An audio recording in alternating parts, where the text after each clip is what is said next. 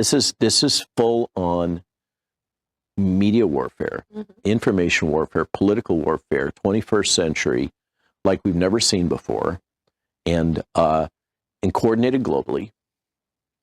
The other thing for me has been the personal journey of coming to terms with what the World Economic Forum really represents. And I really resisted that. People initially were coming to me talking about the Great Reset. I was like, oh, this is crazy talk. That sounds like a conspiracy theory. It sure sounds like a conspiracy. Yeah. Great Reset. Yeah, but then it's all documented. And then you see it being deployed.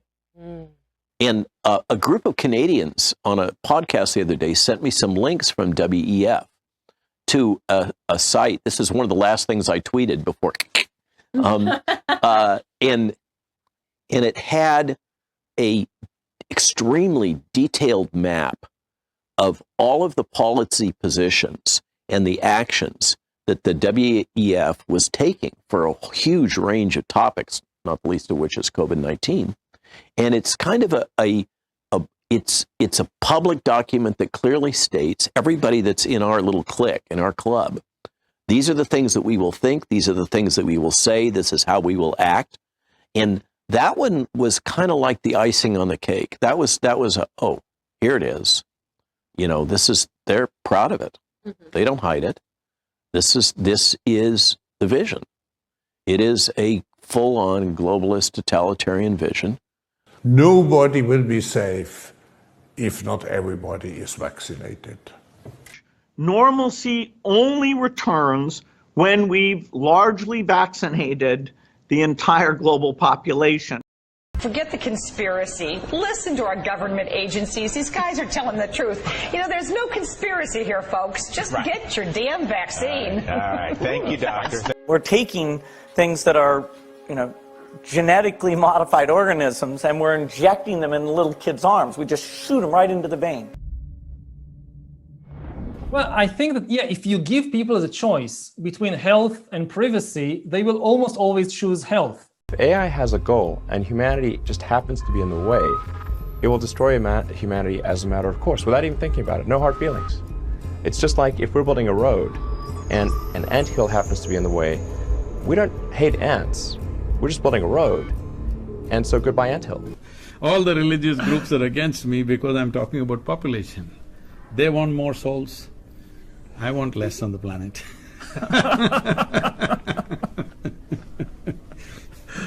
The biggest question maybe in economics and politics of the coming decades will be what to do with all these useless people. What to do with them and how will they find some sense of meaning in life when they are basically meaningless, worthless. My best guess at present is a combination of drugs and computer games. It's already happening. And we call this the metaverse. What you guys do in here? You don't need children, you can have a pension fund. You don't need somebody to take care of you. You don't need neighbors and sisters or brothers to take care of you when you're sick. The state takes care of you.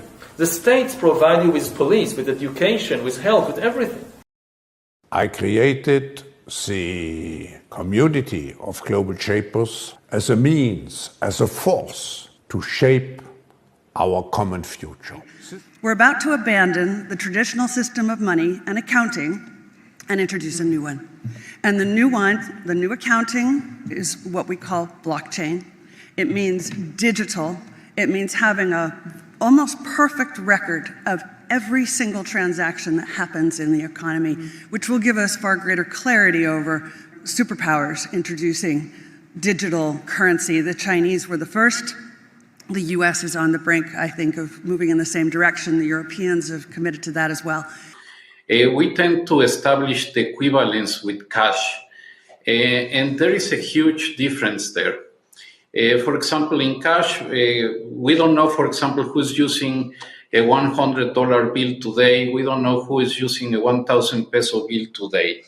A key difference with the CBDC is that central bank will have absolute control on the rules and regulations that will determine the use of that expression of central bank liability. And also, we will have the technology to enforce that. We might actually become very intolerant of humans because they are less empathic than the computers and the robots. They will care about us so much more than the average human that we will be very intolerant of most human relationships. In order to collaborate on a large scale, you need to convince everybody to believe in the same story. What really the engine of history is stories. And they don't even need to be true.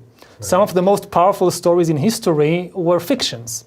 But you need to get everybody, or at least a significant part of the population, to believe in the same story. Otherwise, it doesn't work. We are already beginning to see the emergence of such total surveillance regimes in places like Xinjiang, in places like in my own home country in Israel. We have this big laboratory of surveillance called the occupied territories, where you have 2.5 million guinea pigs of how to completely survey and control a population. The new technologies will soon give some corporations and governments the ability to hack human beings. There is a lot of talk about hacking computers, smartphones, emails, bank accounts, but the really big thing is hacking human beings.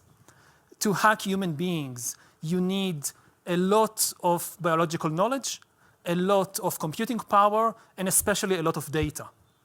If you have enough data about me, and enough computing power and biological knowledge, you can hack my body, my brain, my life. You can reach a point when you know me better than I know myself. The World Economic Forum has trained through their Young Leaders programs and their influencer program a whole cadre of basically bureaucrat hacks that they have intentionally infiltrated throughout all the Western democracies. And Epoch Times is particularly sensitive to issues about the Central Communist Party and the People's Republic of China.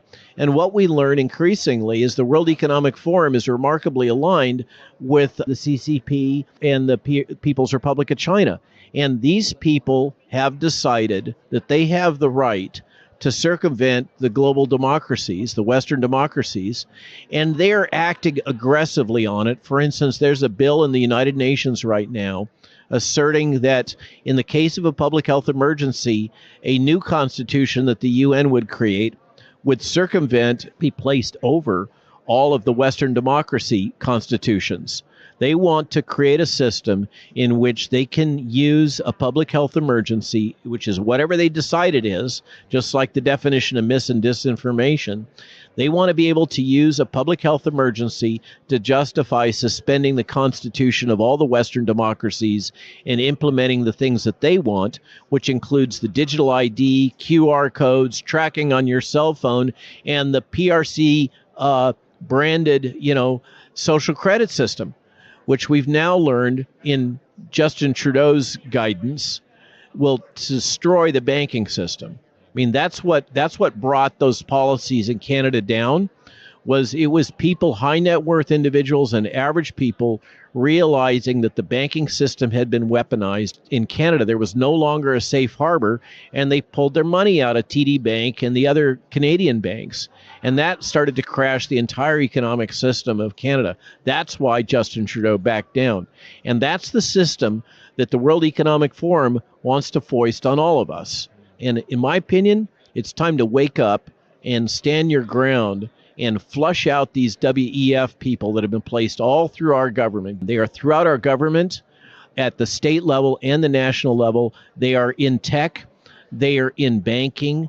There's been a 30-year campaign by the World Economic Forum to place their trainees throughout the Western democracies in positions of leadership.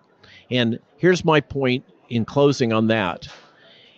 Is your public, are you willing to let the same people that have totally bungled the management of this outbreak control your life? Are you willing to give up your freedom to let these people control you? Speaking for myself, the answer is hell no. I don't know how it will play out. So we will see definitively a lot of anger already now, but probably increase by the end of the year. We have to prepare for a more angry world. One thing is certain. History will not continue on its present course. There will be huge surprises. I just can't tell you what they are because otherwise they wouldn't be surprises.